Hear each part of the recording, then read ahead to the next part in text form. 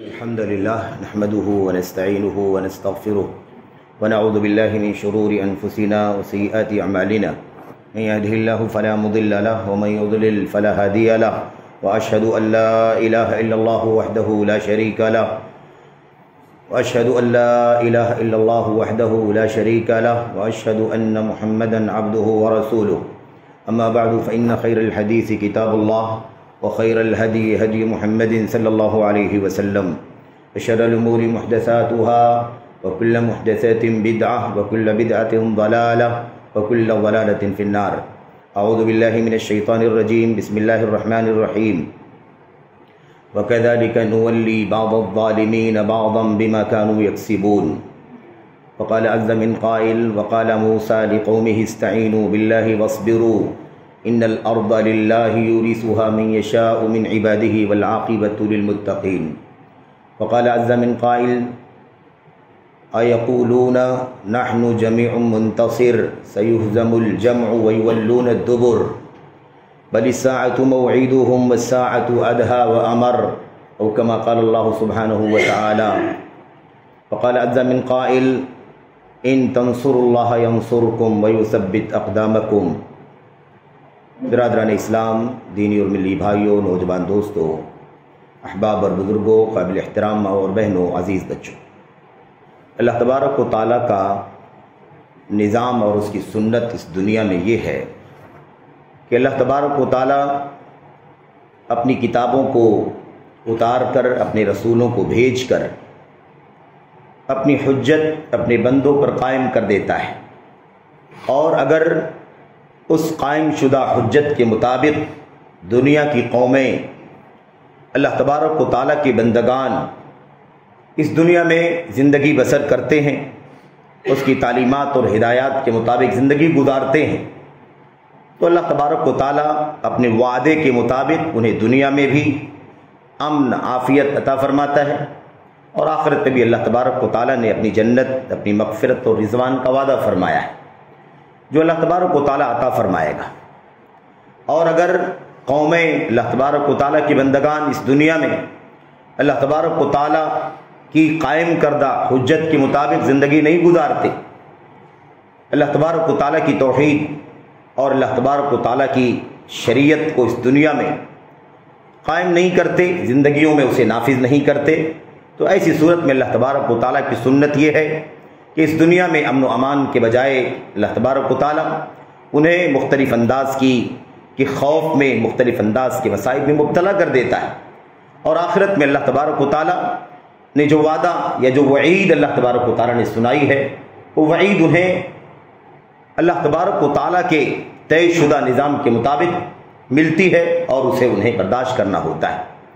اب اللہ تبارک و تعالیٰ کی یہ جو سنت ہے، جو نظام ہے، اسی سنت اور نظام کے مطابق ساری قومیں، سارے بندگان، ساری امتیں، ساری ملتیں اس دنیا میں آئیں، آ کر کے چلی گئیں۔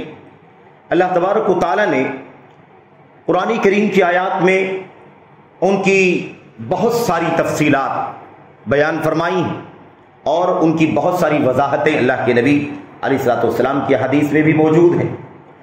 خلاصہ کلام اس کا کیا ہے؟ خلاصہ کلام یہی ہے کہ وَكُلًّا أَخَذْنَا بِذَنبِهِ، ہم نے ہر ایک کو اس کے گناہوں کی وجہ سے پکڑا۔ کسی کے اوپر فَمِنْهُمْ مَنْ أَخَذَتْهُ الصَّيْحَةُ وَمِنْهُمْ مَنْ أَرْسَلْنَا عَلَيْهِ حَاصِبًا وَمِنْهُمْ مَنْ 4 5 6 قوموں کا تذکرہ اللہ تبارک و تعالیٰ نے اکٹھا کر دیا۔ ہم نے ہر ایک کو اس کے گناہوں کی وجہ سے پکڑا، کسی کو ہم نے ڈبا دیا، کسی پر ہم نے تیز ہوا بھیج دی، طوفان، اور کسی کے اوپر پتھروں کی بارش ہو گئی، اور کسی کو زمین میں دھسا دیا گیا۔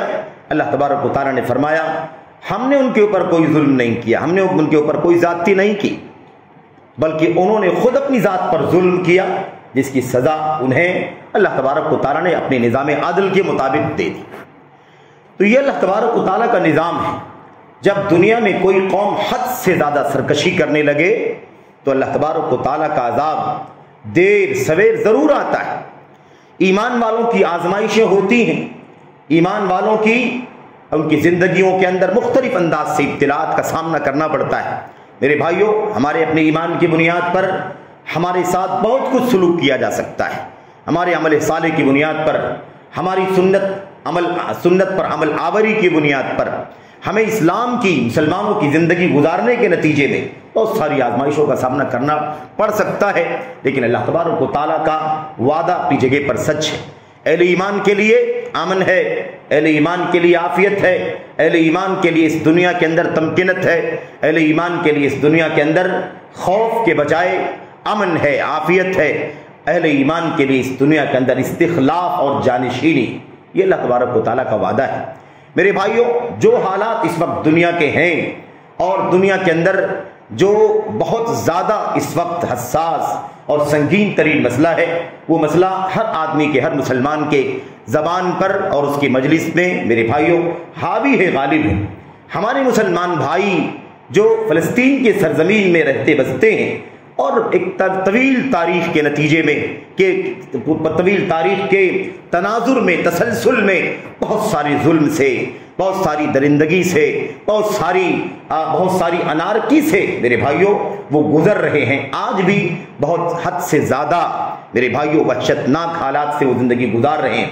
جانوں کے خطرے ہیں، مالوں کے خطرے نہیں، بلکہ جانیں لی جا رہی ہیں، مالوں کو تباہ کیا جا رہا ہے، معصوم بچوں کو تہہ تیغ کیا جا رہا ہے، عورتوں کے ساتھ عجیب و غریب بربریت کا معاملہ کیا جا رہا ہے، ان کی معیشت کو، ان کی روزی روٹی کے اسباب و وسائل کو پورے طور پر تہس نہس کرنے کی پوری کوشش چل رہی ہے، اور زمینی آسمانی ہر طرح سے میرے بھائیوں اسباب کا، ہتھیاروں کا استعمال کر کے انہیں نابود کرنے کی کوشش چل رہی ہے۔ ہمیں اس طرح کے حالات میں میرے بھائیوں اللہ کی کتاب کیا تعلیم دیتی ہے، اللہ کے نبی علیہ السلام کی سنتیں ہمیں کیا ہدایت کرتی ہیں، امت کے اسلاف کی سیرت میں ہمیں اس طرح کے حالات سے اس طرح کے حالات میں کیا سبق ملتا ہے جس کی روشنی میں ہم اپنی زندگی گزاریں، ان اپنے بھائیوں کے سلسلے میں ہماری ذمہ داری کیا بنتی ہے، ان ظالموں کے سلسلے میں ہماری ذمہ داری کیا بنتی ہے۔ ایک مسلمان کو ہر طرح کی جذباتیت سے اور منمانی سے، ہوس پرستی سے آزاد ہو کر انہی تعلیمات اور ہدایات کو اپنے سامنے رکھ کر کے عمل کرنے کی ضرورت ہے۔ میرے بھائیوں، میرے بزرگوں، یہ بات اپنی جگہ پر طے ہے کہ ظلم کی عمر بہت کم ہوتی ہے، ظلم کی، زیادتی کی، انارکی کی، بربریت کی مدت بہت کم ہوتی ہے۔ اللہ تبارک و تعالیٰ جب پکڑتا ہے تو پھر اس کے بعد نہیں چھوڑتا۔ قرآن کریم کی آیات میں بھی بہت ساری تعلیمات اور ہدایات ہیں، اللہ کے نبی علیہ السلام کی حدیثوں میں بھی بڑی ساری تعلیمات۔ اللہ کے نبی علیہ السلام نے فرمایا ان اللہ لا یملی للظالم حتی اذا اخذہ لم یفلتہ، اللہ تبارک و تعالیٰ ظالم کو چھوٹ دے دیتا ہے، ظالم کو فرصت دے دیتا ہے، موقع دے دیتا ہے، مہلت دے دیتا ہے، اور اس لیے مہلت دیتا ہے کہ یہ سدھر جائے، اپنی ظلم سے، اپنی زیادتی سے باز آ جائے، اپنی عاقبت کی فکر کر لے۔ اللہ تبارک و تعالیٰ اس کے لیے ظالم کو مہلت دیتا ہے، لیکن ظالم اگر اس مہلت سے صحیح فائدہ نہیں اٹھاتا بلکہ ظلم میں، بربریت میں، میرے بھائیوں انارکی میں تجاوز کر جاتا ہے حد سے زیادہ، تو پھر اللہ تبارک و تعالیٰ کی پکڑ آ جاتی ہے۔ حتی اذا اخذہ لم یفلتہ، یہاں تک کہ اللہ تبارک و تعالیٰ جب اسے پکڑتا ہے تو پھر اسے چھوڑتا نہیں ہے، پھر اسے رخصت نہیں ملتی، پھر اس کی بلبلاہٹ، اس کا رونا دھونا اور اس کا گریہ کرنا اللہ تبارک و تعالیٰ کے ہاں کچھ کام نہیں آتا۔ اور یہ جو قوم ہے میرے بھائیوں، قوم یہود، جس کا تذکرہ اللہ کے کلام کی آیات میں مسلسل آیا ہوا ہے، کوئی صورت آپ کو بڑی ایسی نہیں ملے گی جس میں بہت ساری تفصیلات یہودیوں کے بارے میں، خاص طور پر میرے بھائیو اہل کتاب یہود و نصارہ دونوں کے بارے میں، ان کے جرائم، ان کا کفر، ان کا عناد، اللہ تبارک و تعالیٰ کے انبیاء کو گالیاں دینا، اللہ تبارک و تعالیٰ کے نبیوں کو قتل کرنا، اور اس کے علاوہ اللہ کی کتاب کے ساتھ کھلواڑ کرنا، اپنی دنیا کے لیے، اپنی ہوس کے لیے اللہ کی کتاب کو ناحق بیچنا معمولی پونجی کے بدلے میں، اور اس کے بعد ظلم کرنا، زیادتی کرنا، حرام کھانا، اللہ تبارک و تعالیٰ نے ساری چیزوں کا بڑی تفصیل سے ذکر کیا ہے۔ اسی لیے عام طور پر سیرت نگار، تاریخ لکھنے والے جب گفتگو کرتے ہیں تو کہتے ہیں کہ دنیا کی سب سے زیادہ نعمتیں پانے والی قوم اور دنیا کی سب سے زیادہ نافرمان اور اللہ تبارک و تعالیٰ کے حکم و شریعت سے بغاوت کرنے والی قوم اہل کتاب یہود و نصارہ۔ میرے بھائیو، خاص طور پر یہودیوں کا تذکرہ اللہ تبارک و تعالیٰ نے بڑی کثرت سے کیا ہے قرآن کریم کی آیات میں۔ تو اب یہ بات تو ہمارے سامنے ہے کہ دنیا کے حالات، دنیا میں اس وقت حالات کیا چل رہے ہیں، لیکن میرے بھائیوں، میرے بزرگوں، ہمیں دو تین باتوں پر خاص طور پر غور کرنے کی ضرورت ہے۔ دو تین باتوں پر ہمیں بہت سنجیدگی سے غور کرنے کی ضرورت ہے۔ ایک پہلو تو یہ ہو گیا کہ ظالم کا انجام بہرحال برا ہے اور ظلم کی سزا، ظلم کا انجام، برا انجام بہت جلد ظالم کو ملے گا۔ اور اللہ تبارک و تعالیٰ نے مظلوم کو، اگر مظلوم نے اللہ تبارک و تعالیٰ کی تعلیمات اور ہدایات کے مطابق زندگی گزاری اور یہ جانوں کے نقصان، یہ مالوں کے نقصان، یہ عزت و آبرو کے نقصان اور یہ معصوم اور یہ معیشت، یہ امن عافیت جو غارت کیا جا رہا ہے، اگر یہ صرف اور صرف ایمان اور توحید کی بنیاد پر ہے، اسلام کی بنیاد پر ہے، تو پورے طور پر ہمیں یقین رکھنا چاہیے کہ اللہ تبارک و تعالیٰ ضرور مدد فرمائے گا، ضرور مدد ہوگی۔ وَلَا يَنصُرَنَّ اللَّهُ مَن يَنصُرُهُ، ضرور بھی ضرور اللہ تبارک و تعالیٰ اس کی مدد کرے گا جو اللہ تبارک و تعالیٰ کے دین کی مدد کرے گا۔ اللہ تبارک و تعالیٰ کی دین کی مدد کرنے والوں کی مدد ہوگی، یہ اللہ تبارک و تعالیٰ کا تاکیدی وعدہ ہے، تاکیدی وعدہ ہے۔ میرے بھائیو، اللہ تبارک و تعالیٰ نے اس بات کو بہت وضاحت سے کئی آیتوں میں بیان فرمایا، ان اللہ لقوی عزیز، اللہ تبارک و تعالیٰ بڑا قوت والا ہے، بہت غالب ہے، کوئی بھی اس کے آگے نہیں جا سکتا، کوئی بھی اس کی پکڑ سے، اس کی گرفت سے باہر نہیں نکل سکتا۔ اللہ تبارک و تعالیٰ حد درجہ قوت والا ہے۔ میرے بھائیو، دو تین باتیں جو آپ کے سامنے پیش کرنی ہے، ان میں سے ایک بات تو یہ بھی ہے کہ ہمیں یہ سمجھنے کی ضرورت ہے کہ کہیں ہمارے ایمان میں نقص تو نہیں، ہماری توحید میں خلل تو نہیں، ہماری سنت کی زندگی میں کوتاہیاں تو نہیں ہیں، ہم کہیں دنیا پرستی کی طرف بہت زیادہ تو نہیں چلے گئے، ہم نے کہیں اللہ تبارک و تعالیٰ کے دین سے آزاد ہو کر کے ہم نے مغرب کا دین، مغرب کا طور طریقہ تو نہیں اختیار کر لیا۔ ہمارے کاروبار کیسے ہیں، ہماری عبادتیں کیسی ہیں، ہماری معیشت کا راستہ حلال ہے کہ حرام ہے، ہم اللہ تبارک و تعالیٰ کو راضی کرنے کے کام پر کتنا لگے ہوئے ہیں، اللہ تبارک و تعالیٰ کے ناراض کرنے والے کاموں پہ کتنا لگے ہوئے ہیں، اس کا بھی محاسبہ کرنے کی ضرورت ہے۔ یاد کریں اللہ کے نبی محمد الرسول اللہ صلی اللہ علیہ وسلم کی سیرت کو، حضرات صحابہ کرام کی زندگی کو، جو جنگیں ہوئی ہیں اسلامی تاریخ کے اندر، ان جنگوں میں مسلمانوں کو کبھی نادر شکست کا منہ دیکھنا پڑا ہے، نادر، کبھی بہت کم، بہت ہی ریئر میرے بھائیوں، لیکن اس کے پیچھے جو سبب تھا وہ یہی تھا کہ ان سچے ایمان والوں نے، ان سچے سنت کے جیالوں نے اور اللہ تبارک و تعالیٰ کے لیے خالص بندگی کرنے والوں کے بندگی کرنے والے وہ صحابہ، اور ایسے ہی اللہ تعالیٰ کے دین کے لیے مال کی قربانیاں، جان کی قربانیاں، وقت کی قربانیاں، حتیٰ کہ سب کچھ لٹا دینے والے صحابہ کرام بھی اگر کبھی زندگی میں تاریخ کے سیرت کے اوراق میں اگر کہیں شکست کا کہیں کوئی تاریخ باب دکھائی دیتا ہے تو صرف اور صرف دین اور شریعت کی مخالفت کے نتیجے میں دکھائی دیتا ہے۔ کہیں غلطی کر دیا، کہیں چوک ہو گئی، کہیں نادانی ہو گئی، کہیں انسانی بشری تقاضے کے مطابق کوئی سنت کی مخالفت کر دی تو اس کے نتیجے میں اللہ تبارک و تعالیٰ کی طرف سے انہیں سبق سیکھنا پڑا، اور وہ قرآن کریم میں نقل ہو گیا۔ قرآن کریم میں نقل اس لیے کیا گیا تاکہ ہم اور آپ کو عبرت ملے، ہر دور کے لوگ عبرت حاصل کریں، ہر زمانے کے لوگ عبرت حاصل کریں۔ میرے بھائیوں، میرے بزرگوں، مسئلہ صرف اتنا نہیں ہے کہ کوئی ظالم ہے اور ہمارا بھائی مظلوم ہے، یہ تو یقیناً بہت سب سے بڑا ایشو ہے یہ، اور ہماری ذمہ داری بنتی ہے ظالموں کے خلاف۔ اللہ کے نبی نے فرمایا ظالم کی بھی مدد کرو، مظلوم کی بھی مدد کرو۔ ظالم کی مدد کیسے ہوگی؟ مظلوم کی مدد تو ہم فزیکلی کریں، اپنے وقت سے، اپنے مال سے، اپنی دعاؤں سے، اور ان سے ظلم ٹالنے کے لیے، ظلم کا دفع کرنے کے لیے جو ہمارے پاس اسباب اور وسائل ہوں اس کا استعمال کر کے مظلوم کی مدد کریں۔ لیکن ظالم کی مدد کیسے کریں؟ اللہ کے نبی علیہ السلام سے صحابہ نے پوچھا، اللہ کے نبی ھذا المظلوم فما بال الظالم، مظلوم کی مدد تو ہماری سمجھ میں آتی ہے، ظالم کی مدد کیسے کریں؟ اللہ کے نبی علیہ السلام نے فرمایا تأخذ علی یدی، اور ظالم کے ہاتھ کو پکڑو، اسے ظلم نہ کرنے دو۔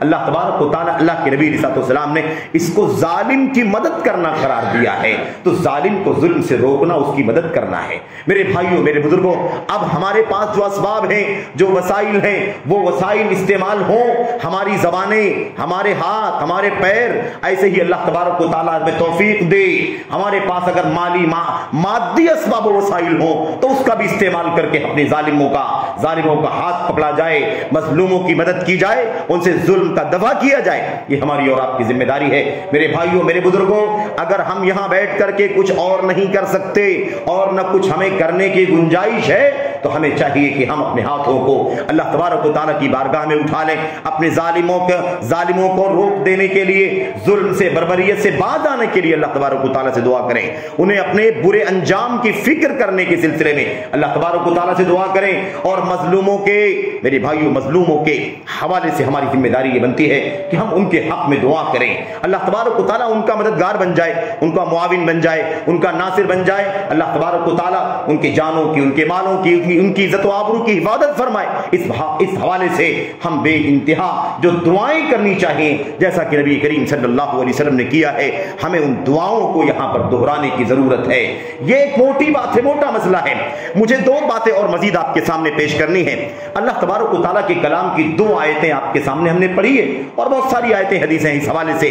اللہ تبارک و تعالیٰ فرماتا ہے حضرت موسیٰ علیہ السلام کا وہ پس منظر، وہ واقعہ، حضرت موسیٰ علیہ السلام کی وہ بات جو ظالم کے مقابلے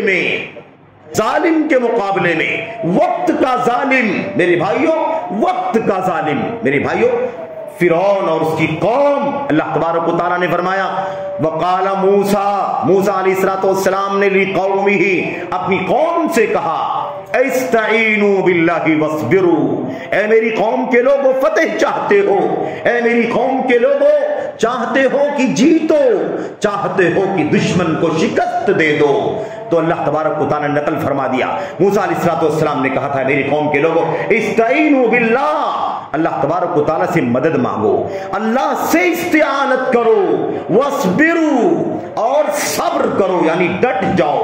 صبر کرنے کا معنی تین ہوتا ہے۔ اللہ تبارک و تعالیٰ نے جن باتوں کا حکم دیا ہے، ایمان، عمل، عبادات، تمام چیزوں کے کرنے کا، اس کے کرنے پر صبر کرو، ڈٹ جاؤ۔ جن حرام چیزوں سے تمہیں منع کر دیا ہے، اس سے منع ہو جانے، رک جانے، دفع ہو جانے پر صبر کرو، ڈٹ جاؤ۔ اور اللہ تبارک و تعالیٰ سے کی طرف سے آنے والی مصیبتیں، آزمائشیں، جان کی، مال کی، آبرو کی، معیشت کی، جو آزمائشیں تمہارے اوپر آ رہی ہیں، تقدیر کے فیصلے کے مطابق ان فیصلوں پر راضی ہو کر کے صبر کرو۔ یہ تین طرح کے صبر ہیں اس کے اندر۔ اللہ تبارک و تعالیٰ نے فرمایا، دو الفاظ یاد رکھو، استعینوا باللہ واصبروا، اے میری قوم کے لوگوں اللہ سے مدد طلب کرو، تمہارا ایمان، تمہارا عقیدہ اللہ تبارک و تعالیٰ پر ہونا چاہیے۔ ظاہری اسباب، وسائل بعد میں، اصل مدد کا ذریعہ کیا ہے؟ اصل فتح یابی کا اللہ تبارک و تعالیٰ کی نصرت اور میرے بھائیو اس کی مدد کے حصول کا جو ذریعہ ہے وہ کیا ہے؟ وہ یہ ہے کہ ہم اللہ تبارک و تعالیٰ سے استعانت طلب کریں اور صبر کریں، ڈٹ جائیں۔ اللہ کے نبی حضرت موسیٰ علیہ السلام نے آگے کیا فرمایا؟ ان الارض للہ، یہ یاد رکھو، یہ روئے زمین، یہ زمین خطے زمین نہیں، زمین کا ٹکڑا نہیں، پوری روئے زمین یہ اللہ تبارک و تعالیٰ کی ملکیت ہے۔ اس دھرتی کا مالک اللہ تبارک و تعالیٰ ہے۔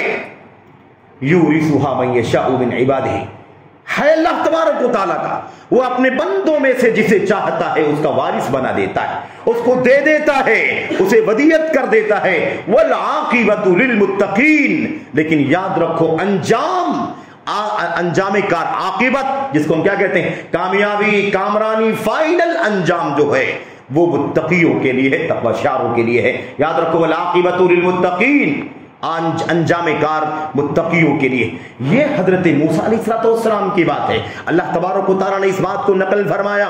میرے بھائیو یاد رکھو، موسیٰ علیہ السلام کی قوم جو ایمان لانے والی تھی، جو آپ کے ساتھ میں تھی، ان کو اللہ کے نبی موسیٰ علیہ السلام نے وقت کی ظالم حکومت کے مقابلے میں ڈٹ جانے کے سلسلے میں فتح یابی کے لیے جو نصیحت کی تھی، اللہ تبارک و تعالیٰ نے اپنے کلام میں اسے نقل فرما دیا ہے۔ اللہ نے صاف اس بات کو واضح کر دیا۔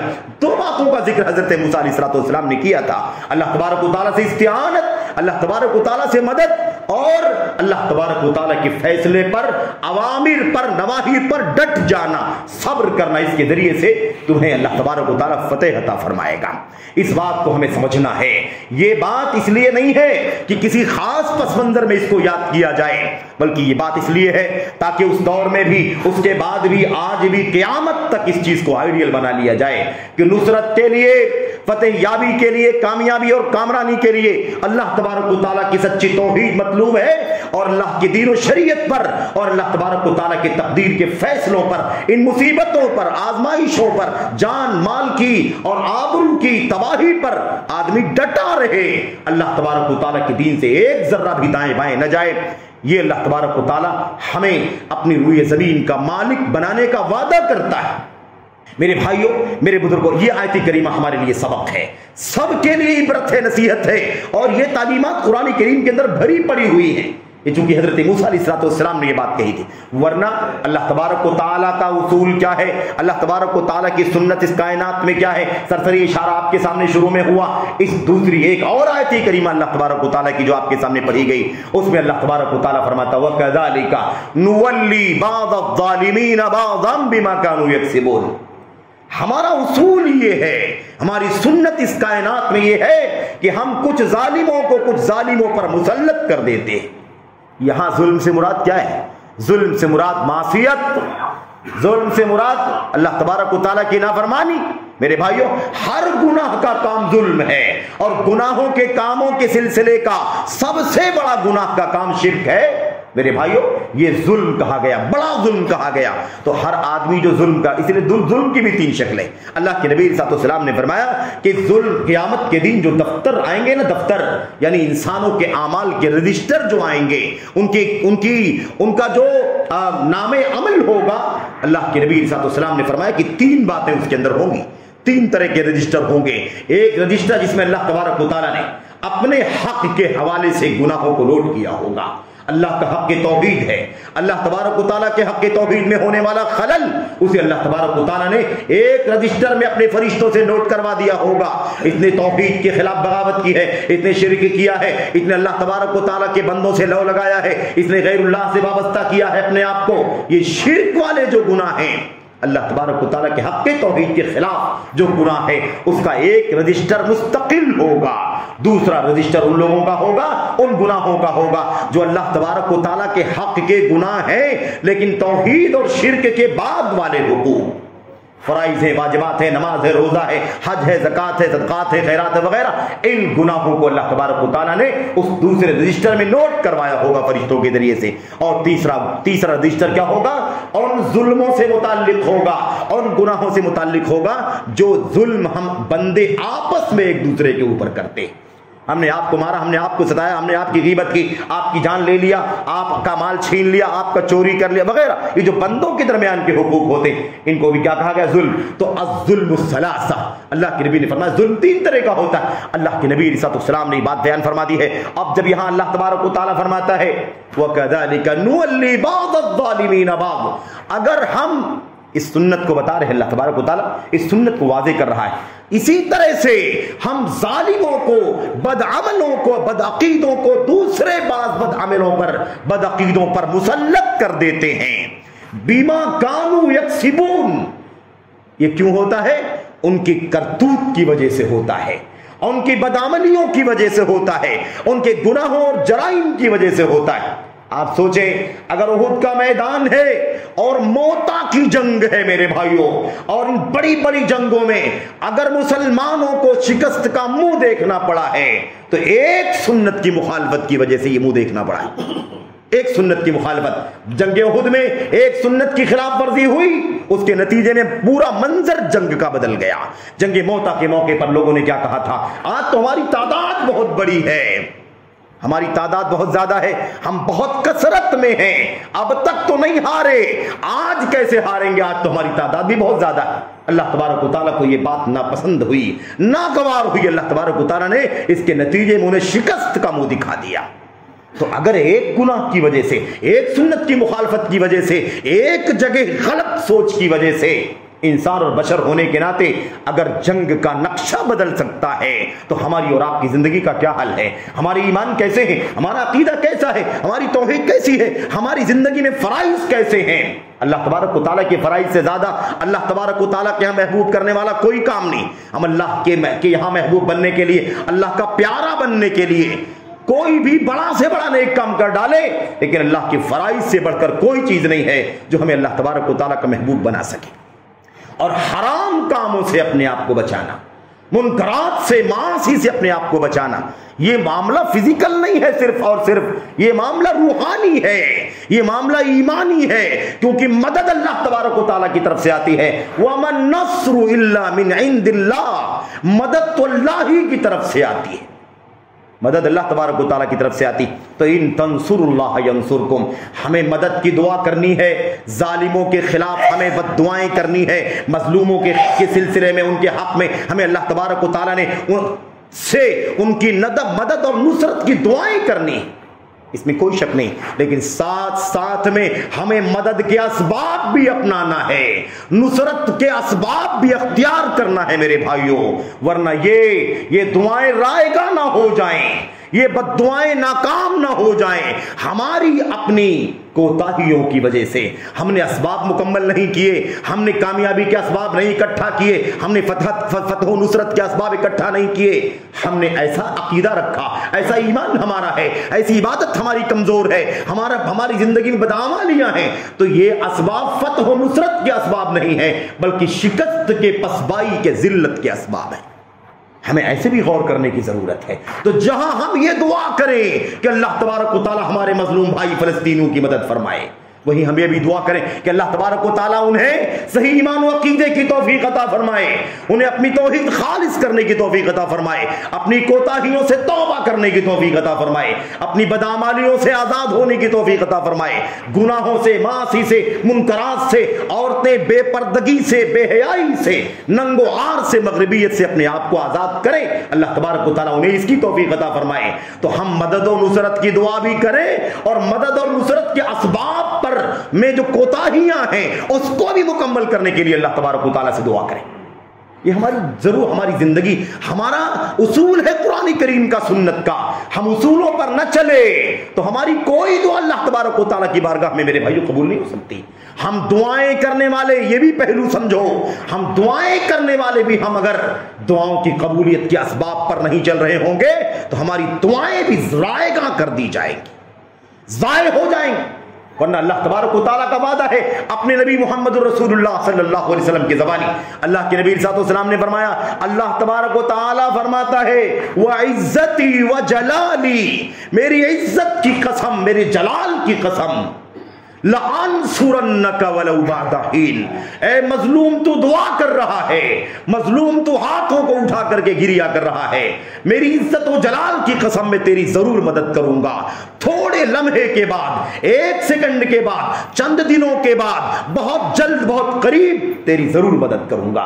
یہ اللہ تبارک و تعالیٰ کا وعدہ ہے. اور اللہ کے نبی صلی اللہ علیہ وسلم نے فرمایا، مظلوم کی آہیں، مظلوم کی دعائیں، اس کی آواز، اس کی بد دعا جب زبان سے نکلتی ہے تو آسمان کو چیرتے ہوئے اللہ تبارک و تعالیٰ کے پاس پہنچ جاتی. یہ ایک دم متفقہ ہمارا عقیدہ ہونا چاہیے. لیکن یاد رہے، دعاؤں کی قبولیت کے لیے، بد دعاؤں کی قبولیت کے لیے ہمیں بھی ان اسباب پر، ان کنڈیشن پر کھڑا اترنے کی ضرورت ہے. نعروں سے کوئی مسئلہ حل نہیں ہوگا، آندولنوں سے کوئی مسئلہ حل نہیں ہوگا. پوری بدعقیدگی، شرک کے ساتھ، بدعملیوں کے ساتھ، بے نمازی، بے روزے دار، بد کردار، حرام کھانے پینے والا بھیڑ لگا کر کے شور مچائے گا تو کیا اللہ تبارک و تعالیٰ کی تقدیر کا فیصلہ بدل جائے گا؟ کیا ہے یہ؟ لوگوں نے بھیڑ کو سمجھ رکھا ہے کہ بھیڑ سے مسئلہ حل ہو جائے. میرے بھائیوں، یہ روحانی مسئلہ ہے، ایمانی مسئلہ ہے. اللہ کے نبی علیہ السلام کی سیرت کا جو پہلی جنگ کا واقعہ ہے، آپ جانتے ہیں، اتنا زیادہ کانفیڈنس، اتنی روحانی باتیں نبی کریم صلی اللہ علیہ وسلم نے فرمائی تھی. جانتے ہیں، اللہ کے نبی صلی اللہ علیہ وسلم بدر کی جنگ کے موقع پر آپ علیہ السلام کی چادر آپ کے کاندھے مبارک پر تھی، اور آپ اٹھا کر کے اللہ تبارک و تعالیٰ کے سامنے گریا کرتے رہے، روتے رہے، گڑگڑاتے رہے، اور اللہ تبارک و تعالیٰ سے مدد کی، نصرت کی دعا کرتے رہے. اتنا زیادہ اللہ کے نبی نے گریا کیا کہ آپ کی چادر آپ کے جسم سے گر کر زمین پر آ گئی. یہ منظر جب حضرت ابوبکر صدیق رضی اللہ تعالیٰ عنہ نے دیکھا تو اللہ کے نبی کے پاس بھاگتے بھاگتے آئے اور کاندھے پر ہاتھ رکھا، کہا اللہ کے نبی صلی اللہ علیہ وسلم، بس آپ نے اپنے رب سے بہت گریا کر لیا، اب اللہ کی ذات سے بالکل امید نہیں ہے کہ اللہ تبارک و تعالیٰ ہمیں شکست دے دے گا. اس میں اللہ کے نبی نے کیا فرمایا تھا؟ اس میں اللہ کے نبی صلی اللہ علیہ وسلم نے فرمایا تھا، اللہم ان تہلک هذه العصابۃ لم تعبد فی الارض، اے اللہ اگر یہ چھوٹی سی مسلمانوں کی جماعت اگر قتل کر دی گئی تو روئے زمین پر تیری عبادت کرنے والا کوئی باقی نہیں بچے گا۔ اتنا کانفیڈنس کیوں تھا نبی کریم صلی اللہ علیہ وسلم کو؟ وہ ایمان تھا چھوٹی سی جماعت، وہ عقیدہ تھا، وہ عمل تھا۔ میرے بھائیوں، وہ اگر نہت تھے، میدان میں اترنے والے بھی تھے، تو بہت بڑی طاقت ان کو اللہ تبارک و تعالیٰ نے ایمان کی، توحید کی سنت کی عطا فرمائی تھی۔ اور اللہ کے نبی نے یہ بھی فرمایا تھا، بعض روایتوں میں یہ ہے کہ اللہ اگر تو چاہتا ہے کہ روئے زمین پر تیری عبادت نہ ہو تو اس چھوٹی سی جماعت کو تو قتل کے حوالے کر دے۔ یہ بات اللہ کے نبی نے فرمائی تھی۔ اور اس کے بعد جب صدیق اکبر نے یہ بات کہی اور اللہ کے نبی صلی اللہ علیہ وسلم نے اپنی گریے کا سلسلہ ختم کیا، تو آپ جب پلٹے تو آپ قرآن کریم کی آیت کریمہ پڑھ رہے تھے، سَيُهْزَمُ الْجَمْعُ وَيُوَلُّونَ الدُّبُرَ۔ یہ میرے بھائیو سورۃ القمر کی آیت کریمہ ہے۔ اللہ تبارک و تعالیٰ نے اس سے پہلے والی آیت کریمہ میں کیا فرمایا؟ ام یقولون نحن جمیع منتصر۔ یہ کفار، یہ مشرکین، یہ باغی، اللہ تبارک و تعالیٰ کی توحید کے باغی، اللہ کے دین سے بغاوت کرنے والے، کیا یہ آپس میں یہ کہہ رہے ہیں نحن جمیع منتصر، ہماری بڑی تعداد ہے، ہم بڑی تعداد میں ہیں، طاقت اور پاور میں ہیں، منتصر، ہم غالب ہو جائیں گے؟ اللہ تبارک و تعالیٰ نے اگلی آیت میں فرمایا سَيُهْزَمُ الْجَمْعُ، یہ جس بڑی طاقت، بڑی بھیڑ کی، بڑے پاور کا حوالہ دے رہے ہیں، سَيُهْزَمُ، وہ شکست دے دیا جائے گا، وَيُوَلُّونَ الدُّبُرَ، اور پیٹ پھیر کر کے سب بھاگ کھڑے ہوں گے، کوئی دکھائی نہیں دے گا تمہارے مقابلے میں۔ دنیا میں یہ وعدہ دنیا میں کہ بڑی تعداد، بڑی بھیڑ، بڑا پاور، یاد رکھو اللہ تبارک و تعالیٰ نے فرمایا یہ ایسا کہہ رہے ہیں لیکن بہت جلد ان قریب یہ جتھا کیا ہو جائے گا؟ شکست کھا جائے گا، پیٹ پھیر کر کے بھاگ کھڑا ہوگا۔ اور دنیا کے اندر آخرت میں اللہ تبارک و تعالیٰ نے فرمایا بل الساعۃ موعدہم والساعۃ ادھیٰ وامر۔ یہ تو دنیا ہے، دنیا میں یہ انجام ہوگا۔ اگر توبہ نہ کیے تو اصل ملاقات اور موعد تو قیامت کا دن ہے۔ بل الساعۃ موعدہم، بلکہ قیامت ان کی موعد ہے، ان کا ٹائم ہے، یعنی قیامت کے دن کا جو منظر ہوگا، اصل ذلت، اصل رسوائی، اصل عذاب تو اس دن انہیں جھیلنا ہوگا۔ والساعۃ ادھیٰ وامر، اور قیامت کا دن تو بڑا خوفناک ہے، بڑا کڑوا ہے، بڑا مشکل ہے، اس کا سامنا وہ کیسے کر سکیں گے؟ تو یہ اللہ تبارک و تعالیٰ کا وعدہ ہے میرے بھائیوں۔ لیکن یاد رہے، یہ نقطہ یاد رہے کہ اللہ تبارک و تعالیٰ ہمارے گناہوں کی وجہ سے، ہماری بدعقیدگی کی وجہ سے، ہمارے معاصی کی وجہ سے کسی ظالم کو ہم پر مسلط کرتا ہے، ہمارے گناہوں کی سزا اللہ تبارک و تعالیٰ ہمیں دیتا ہے۔ یہ اللہ تعالیٰ کا کلام کہتا ہے، اس لیے ہمیں ہر حال میں اپنے نفس کا جائزہ لینے کی ضرورت ہے، اپنے ایمان کا، اپنے عمل کا، اپنے کردار کا میرے بھائیوں بہت گہرائی سے محاسبہ کرنے کی ضرورت ہے۔ اس لیے کہ اللہ فرماتا ہے وَكَذَلِكَ نُوَلِّي بَعْضَ الظَّالِمِينَ بَعْضَ، ہمارا نظام یہ ہے کہ ہم بعض مجرمین کو، گنہگاروں کو دوسرے ظالموں پر مسلط کرتے ہیں۔ اللہ نے دونوں کو ظالم کہا ہے، یاد رکھنا، بعض الظالمین بعضاً، دونوں ظالم ہیں، یہ بھی ظالم ہے، وہ بھی ظالم ہے۔ ان ظالموں پر، ان ظالموں کو اللہ فرماتا ہے ہم مسلط کر دیتے ہیں بما کانوا یکسبون، ان کی بدعملیوں، ان کی بدکرداریوں کی وجہ سے۔ اس لیے نقطہ ہمیں یاد رکھنے کی ضرورت ہے میرے بھائیوں، ورنہ اللہ تبارک و تعالیٰ کا وعدہ ہے کہ ظلم کی سزا اللہ تبارک و تعالیٰ دنیا میں بھی دے گا اور آخرت میں بھی دے گا۔ ظلم کا انجام بہت خطرناک ہے، اللہ تبارک و تعالیٰ ظالم کو پکڑے گا تو کبھی چھوڑے گا نہیں، پھر اسے رخصت نہیں مل سکے گی۔ مسلمانوں کے کرنے کے کام یہ ہے کہ اس وقت ہم اپنے نفسوں کا جائزہ لیں، ہم بھی ہم دنیا میں جہاں بھی رہتے بستے ہوں، اپنے اس وطن عزیز کے اندر رہتے ہوں یا دنیا کے کسی مشرق مغرب میں جہاں بھی اسلام کے نام لیوا مسلمان بستے ہیں، وہ اپنے گریبان میں بھی جھانک کر کے دیکھیں، اور جو ان حالات سے میرے بھائیوں، ان حالات سے گزر رہے ہیں فلسطین کے ہمارے مسلمان بھائی، اللہ تبارک و تعالیٰ انہیں بھی اپنے گریبان میں جھانک کر کے دیکھنے کی توفیق عطا فرمائے، اپنی ایمان، عقیدے، عمل کا، اپنے کردار کا، اپنی عبادات کا، بندگی کا، اللہ کے اوامر کا، نواہی کا محاسبہ کرنے کی توفیق عطا فرمائے۔ بغیر اللہ کے استعانت کے اور اللہ کے سچے دین پر ڈٹے ہوئے کوئی فتح و نصرت دنیا میں نہیں مل سکتی۔ بھیڑ سے کیا ہوگا؟ بھیڑ کی بات کرنے والے بیکار بات کرنے والے لوگ ہیں، بڑی تعداد کی بات کرنے والے، نادانی کی بات کرنے والے۔ اللہ تبارک و تعالیٰ نے اس کا تذکرہ خاص طور پر کیا خاص طور پر اللہ نے کیا ہے جب جنگ حنین کے موقع پر یہ بات آئی تھی کہ آج تو ہماری تعداد بہت زیادہ ہے، آج تو ہم ہار ہی نہیں سکتے۔ اللہ تبارک و تعالیٰ نے شکست کا منہ دکھا دیا۔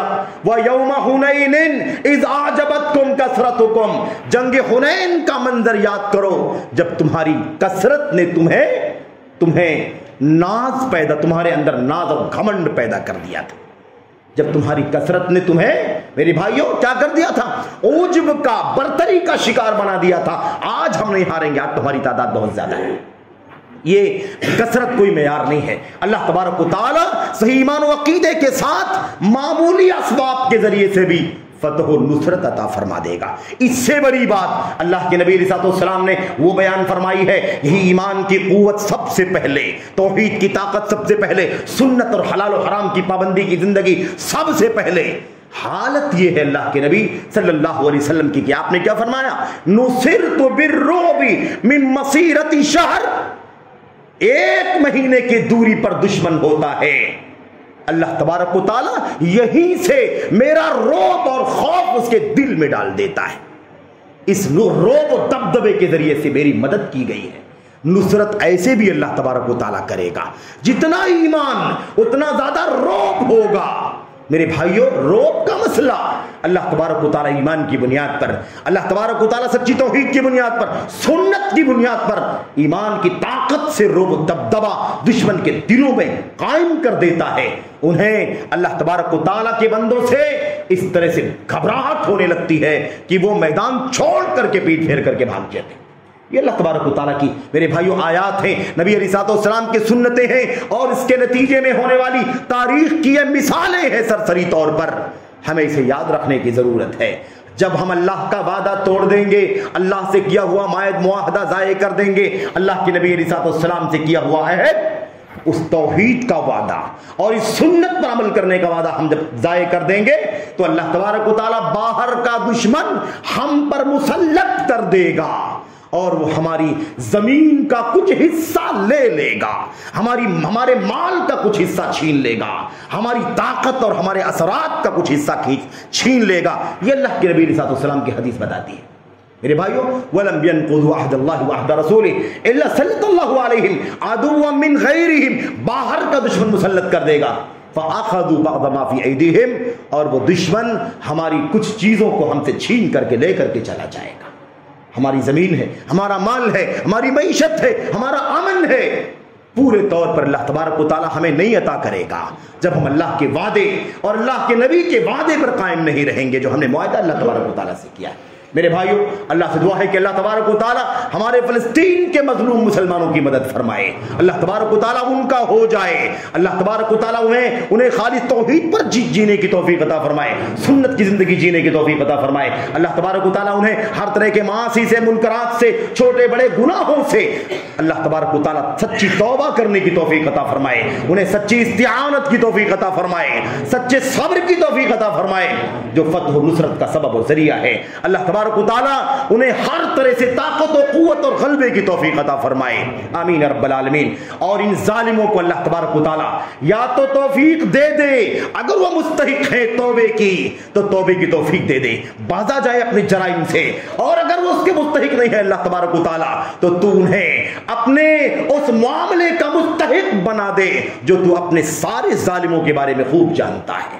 میرے بھائیوں، اللہ کے نبی محمد رسول اللہ صلی اللہ علیہ وسلم اپنی بددعاؤں میں کہا کرتے تھے، اللہم انا نجعلک فی نحورہم، اے اللہ ان ظالموں سے مقابلہ کرنے کی طاقت نہیں ہے، ہم تجھے ان کے گلے میں ڈالنا چاہتے ہیں، تو مقابلہ کر لے ہماری طرف سے اللہ تبارک و تعالی، ونعوذ بک من شرورہم، اور ان کے شر سے اللہ تیری پناہ چاہتے ہیں۔ اللہ کے نبی دعا کیا کرتے تھے، وَأَنزِلْ بِهِمْ بَأْسَكَ الَّذِي لَا يُرَدُّ عَنِ الْقَوْمِ الْمُجْرِمِينَ، اے اللہ ان ظالموں پر اپنا وہ لشکر ڈال دے، اپنا وہ عذاب ڈال دے، اپنی وہ مصیبت ڈال دے جو مجرموں سے ہٹائی نہ جائے، مجرم اس کی زد میں آ کر کے تہس نہس ہو جائے، نابود ہو جائے۔ اللہم احصہم عددا، اے اللہ ان ظالموں کو ایک ایک کر کے تو گن لے، چن لے۔ اللہ کے نبی صلی اللہ علیہ وسلم نے فرمایا وَقْتُلْهُمْ بَدَدًا، اور ایک ایک کو بری طرح سے قتل کر دے، نیست و نابود کر دے۔ ولا تغادر منهم احدا، اور اللہ ان ظالموں میں سے تو کسی کو باقی نہ چھوڑنا۔ اس طرح سے اللہ کے نبی صلی اللہ علیہ وسلم بد دعائیں کیا کرتے۔ میرے بھائیوں، اللہ سے دعا ہے کہ اللہ تبارک و تعالی ہمیں ان حالات میں بہت سنجیدگی کے ساتھ، بہت زیادہ متانت کے ساتھ اپنے دین سے، توحید سے بہت گہرائی سے لگنے کی توفیق عطا فرمائے، اللہ سے لو لگانے، شریعت پر عمل کرنے، اپنی کوتاہیوں سے، گناہوں سے توبہ کرنے کی توفیق عطا فرمائے، سچے دل سے اللہ تبارک و تعالی سے ظالموں کے خلاف بد دعائیں اور مظلوموں کے لیے اللہ تبارک و تعالی سے مدد کی دعا کرنے کی توفیق عطا فرمائے، آمین رب العالمین۔ اے اللہ، دنیا میں جہاں پر بھی اسلام کے ماننے والے موجود ہیں، انہیں تو سچے اسلام پر چلنے کی توفیق عطا فرما، اور اللہ تبارک و تعالی ان کی مدد فرما، ان کی نصرت فرما، دنیا کے کسی بھی گوشے میں رہتے بستے ہوں۔